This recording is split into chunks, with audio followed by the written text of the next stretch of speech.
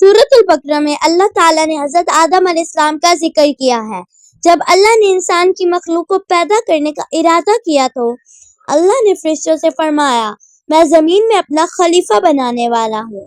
फरिश्तों को लगा कि शायद उनकी इबादत में कोई कमी रह गई है, इसलिए अल्लाह ने नई मखलूक बनाने का इरादा किया है।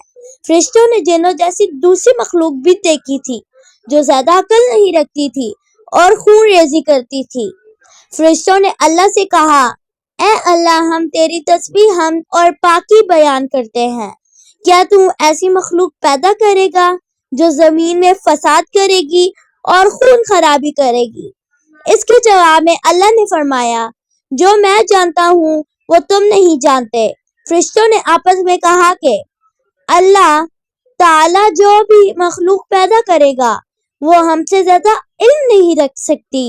फिर अल्लाह ने हजरत आदम अलैहिस्सलाम को इल्म से नवाजा और उन्हें कुछ चीजों के नाम सिखा दिए।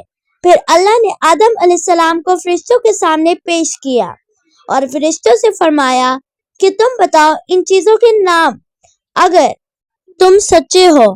फरिश्तों ने कहा कि हम इतना ही इल्म जानते हैं जितना तूने हमें सिखाया, इसके सिवा हमें कुछ नहीं मालूम।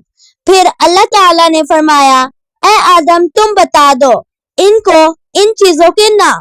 फिर जब आदम अलैहिस्सलाम ने इन चीजों के नाम बता दिए तो अल्लाह ने फरिश्तों से फरमाया कि मैं नहीं कहता था कि मैं आसमानों और जमीनों की पोशीदा चीजों को जानता हूँ।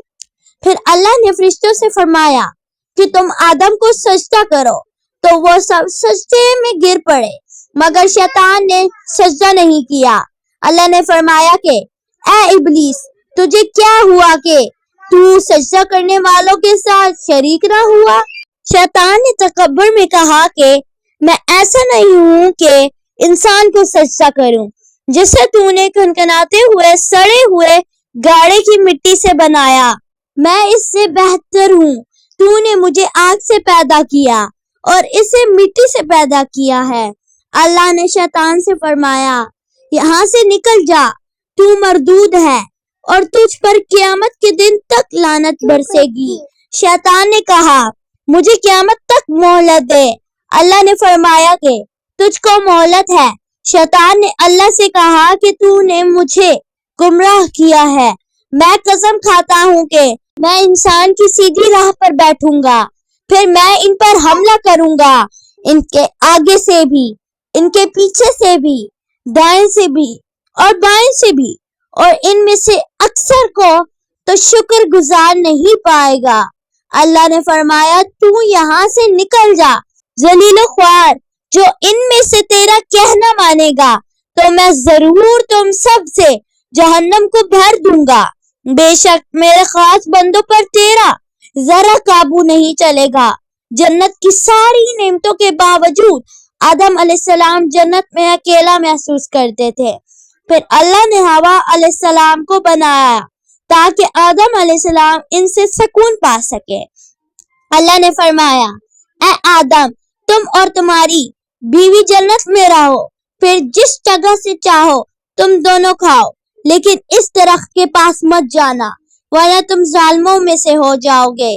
फिर शैतान ने उन दोनों के दिल में वसवसे डाले और कहने लगा, तुम्हारे रब ने तुम दोनों को इस दरख्त से इसलिए मना किया था कि तुम कहीं फरिश्ते न बन जाओ या कहीं हमेशा जिंदा रहने वालों में न हो जाओ। और शैतान ने कसमें तक खाई कि वो उनका खैर हुआ है। बस मरदूद ने धोखा देकर उनको दरख्त की तरफ खींच ही लिया।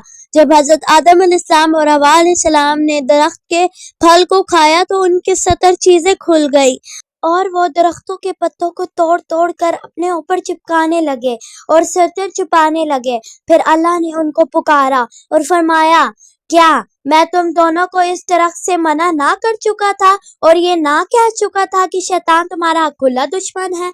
हजरत आदम अलैहिस्सलाम और हवा अलैहिस्सलाम ने कहा कि ऐ हमारे रब, हमने अपने ऊपर जुल्म किया और अगर आप हमें ना बख्शेंगे और हम पर रहम ना फरमाएंगे तो हम जरूर हो जाएंगे तबाह।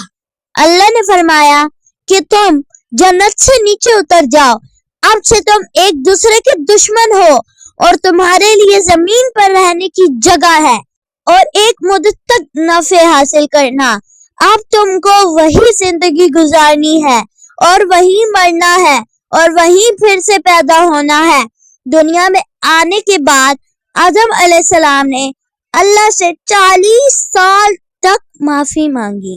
پھر اللہ نے آدم علیہ السلام پہ رحم کھا کے انہیں معاف کر دیا اور فرمایا کہ تم اور تمہاری اولاد دنیا میں رہو، اور یہ بات یاد رکھو کہ جب میری طرف سے کوئی نبی ہدایت لے کر تمہارے پاس آئے تو تم اس کا کہنا ماننا، اور جو لوگ میرے نبیوں کی بات کو نہیں مانیں گے اور ہماری آیتوں کو جھٹلائیں گے وہ دوزخ میں جائیں گے اور ہمیشہ اسی میں رہیں گے۔ اور پھر حضرت آدم علیہ السلام اور حوا علیہ السلام دنیا میں رہنے لگے اور ان سے ہی انسانی نسل کا آغاز ہوا۔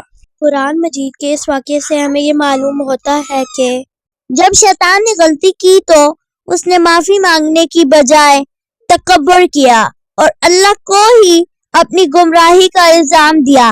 پھر جب آدم علیہ السلام سے غلطی ہوئی تو انہوں نے اپنی غلطی مانی اور فوراً توبہ کری اور تب تک معافی مانگتے رہے جب تک اللہ کو راضی نہ کر لیا۔ آدم علیہ السلام کی سنت یہ ہے کہ جب انسان سے غلطی ہو جائے تو وہ اللہ سے اپنے گناہوں کی معافی مانگے اور اپنے رب کو منا لے۔